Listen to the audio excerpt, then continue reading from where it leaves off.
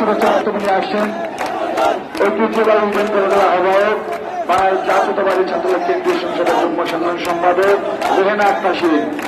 শুভেচ্ছা বক্তব্য এবং সংক্ষিপ্ত বক্তব্য প্রদান করেন রেহানা আক্তার শিরিন। বিসমিল্লাহির রহমানির রহিম। বাংলাদেশ জাতীয়তাবাদী ছাত্রলীগ